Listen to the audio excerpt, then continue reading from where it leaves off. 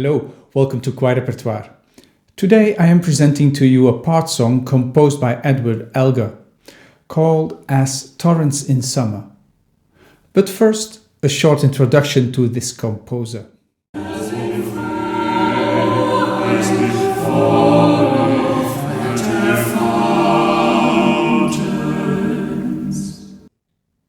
Elgar was born in 1857 in the small village of Lower Broadheath near Worcester in England. His father was a piano tuner and dealer who owned a shop selling sheet music and musical instruments. He was also organist in the Catholic Church in Worcester, and this religious perspective was to have an important influence on Elgar's work. His talents blossomed quickly in this very musical family, where he learned to play violin, viola and organ. Largely teaching himself, he later graduated to becoming orchestra leader, arranger and conductor. He arranged music for various ensembles and bands, and he also played himself in various orchestras. Although he was a celebrated composer in his own lifetime, it took some time for him to gain recognition. This came about gradually in the 1890s, first partly due to his Froissart Overture, which he composed for the Worcester Festival in 1890.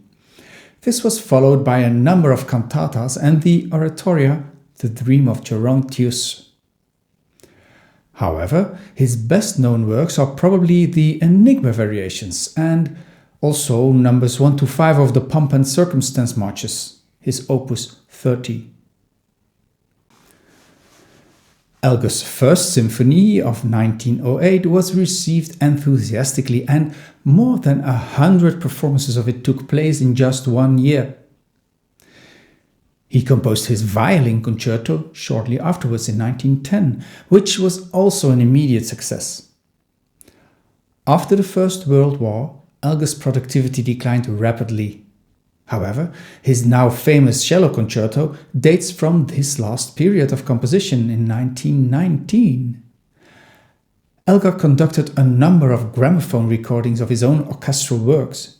He also wrote chamber music and works for chamber choir, and his a cappella choral works and anthems have remained well known. He died in 1934 from cancer at the age of 76. Elgar wrote many choral works. In addition to the cantatas and the oratorio, he wrote a large number of works for choir and orchestra, such as The Apostles. But he also composed smaller scale choral works with piano or organ accompaniment, as well as for unaccompanied choir, for mixed and even unharmonized unison settings. A large number of hymns, anthems, carols and chants were published in his lifetime, but also secular works such as partsongs and even a work for children's choir called The Rapid Stream, published in 1932.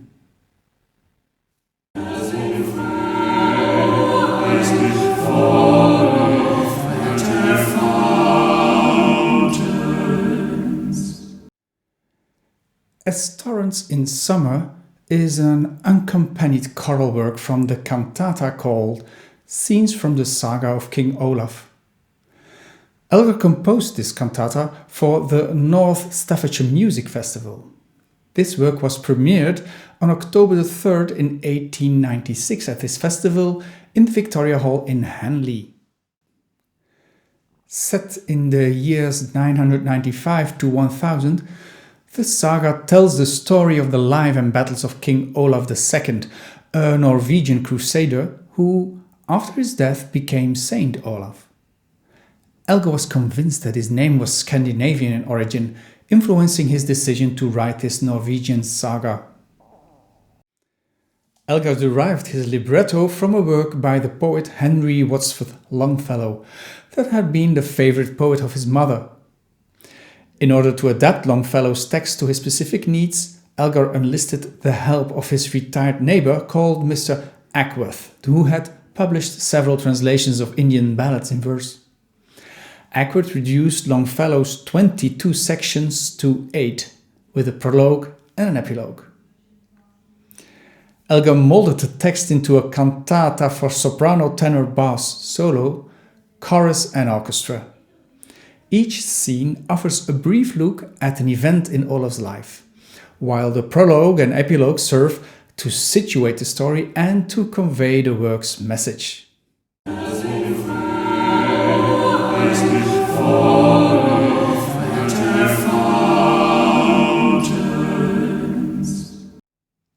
The text and accompanying music of the extracted devotional partsong called As Torrents in Summer is surprisingly brief, being only 2 strophes long.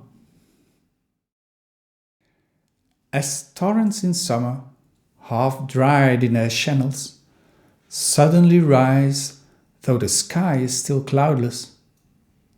For rain has been falling far off at their fountains. So hearts that are fainting grow full to overflowing, and they that behold it marvel and know not that God at her fountains far off has been raining. The King Olaf cantata was published in 1896 by Novello in London. In that same year, the partsong As Torrents in Summer, written for mixed choir a cappella, was published separately. The score you can find on our site is a transcription of this original edition.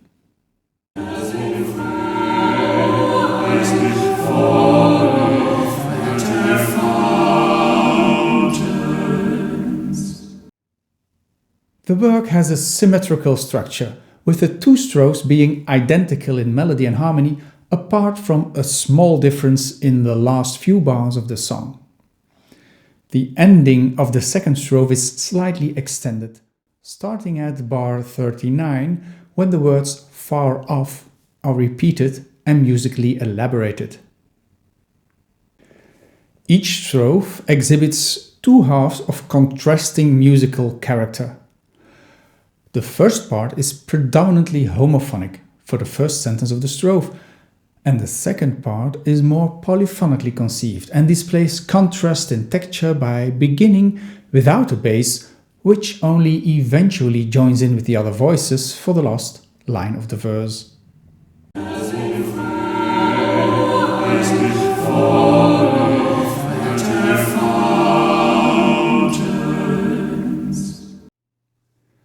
The tempo indication at the beginning of the piece is easily understood. Andantino, with a metronome speed of 76 per crotchet.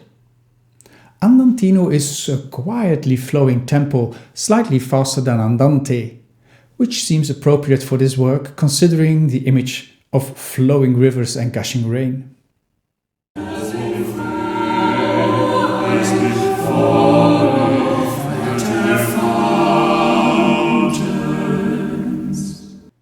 Elgar clearly indicates his desired dynamics throughout the score and lets these run through a wide spectrum of colors and nuances, from double piano to forte. As to be expected, the dynamics function at the service of the text and furnish extra color to the whole.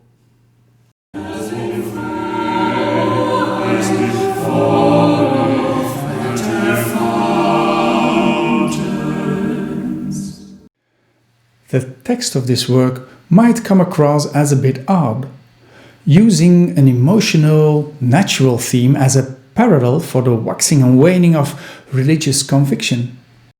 It was typical for this style, Romanticism, to strongly emphasize emotion. The glorification of nature was also a frequently recurring theme. We are not sure what the origin of this admiration was. It may have been a response to the Industrial Revolution and the mechanical rationalization of nature. We can see this clearly in the text. The faint-hearted religious conviction of weary people is compared to a natural phenomenon. The heart once more overflows with emotion and strength of belief, like a sudden tidal wave on a river after the replenishing of its water supply. Elgar retains this emotional atmosphere and depicts the poem in a simple but atmospheric way with attractive but functional harmony and a pretty lilting melody. The harmonic framework is nicely inflected with colorful additions. Together with well-balanced dynamics, this composition works like an intimate song with scene painting and a clear religious slant.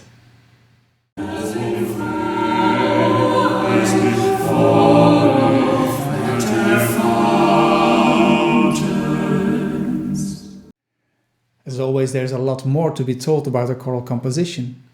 On our Patreon page, we elaborate much more thoroughly about the harmonic structure, about melody and other aspects of this work. We also talk about challenges that your choir might encounter when studying this piece, and also about things you as a conductor should watch out for. Hope to see you there.